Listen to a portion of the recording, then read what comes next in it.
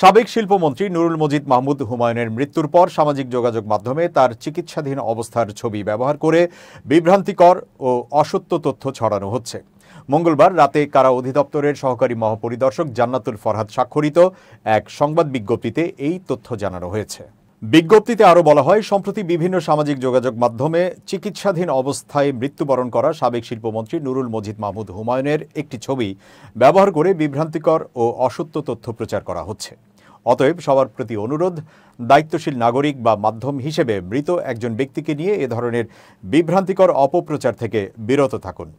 প্রাসঙ্গিকভাবে উল্লেখ্য যে, অসুস্থতার কারণে কারাবন্দী অবস্থায় সাবেক এই মন্ত্রীকে একাধিকবার যথাযথ নিয়মে চিকিৎসার জন্য হাসপাতালে পাঠানো হয়েছিল।